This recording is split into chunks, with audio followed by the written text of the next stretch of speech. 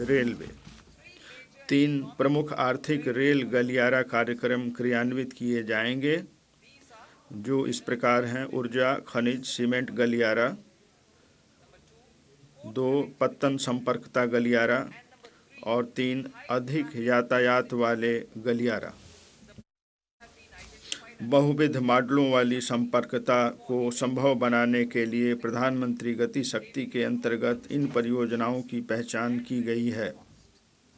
इनसे रसद व्यवस्था संबंधी कार्यकुशलता बढ़ेगी और लागत में कमी आएगी। इसके परिणाम स्वरूप अधिक यातायात वाले गलियारों में भीड़ कम होने से यात्री ट्रेनों के परिचालन में सुधार लाने में भी मदद मिलेगी और यात्री सुरक्षा और यात्रा की रफ्तार बढ़ेगी। समर्पित माल भाड़ा गलियारा के साथ साथ इन 3 आर्थिक गलियारा कार्यक्रमों में हमारी जीडीपी की विकास दर बढ़ेगी तथा रसद व्यवस्था संबंधी लागत में भी कमी आएगी।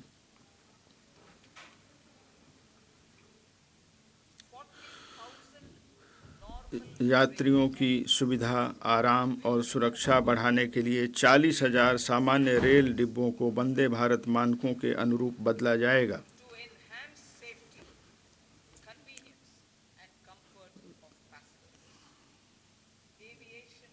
विमानन क्षेत्र। पिछले 10 वर्षों में विमानन क्षेत्र का कायापलट कर दिया गया है। हवाई अड्डों की संख्या दुगुनी बढ़कर 149 हो गई है। उड़ान योजना के अंतर्गत टियर 2 और टियर 3 शहरों को बड़े पैमाने पर हवाई मार्गों से जोड़ा गया है।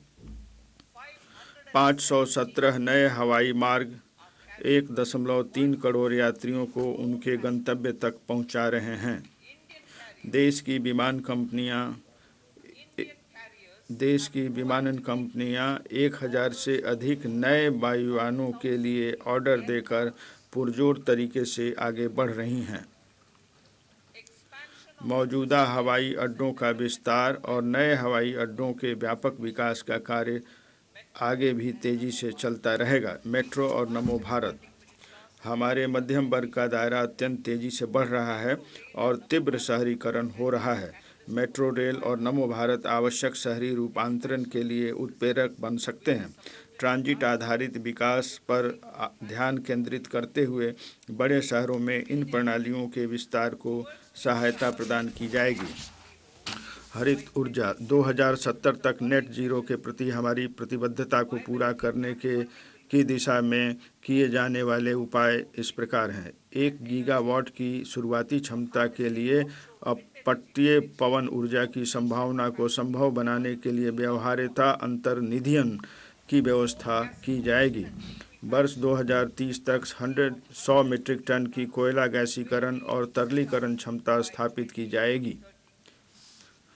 इससे प्राकृतिक गैस, मेथनॉल और अमोनिया के निर्यात को भी कम करने में मदद मिलेगी। परिवहन के लिए कंप्रेस्ड नेचुरल गैस और घरेलू प्रयोजनों के लिए पाइप नेचुरल गैस में कंप्रेस्ड बायोगैस के चरणबद्ध अधिदेशात्मक मिश्रण को अनिवार्य किया जाएगा। बायोमास के संग्रहण में सहायता के लिए बायोमास संग्रहण मशीनरी की खरीद के लिए वित्तीय सहायता प्रदान की जाएगी।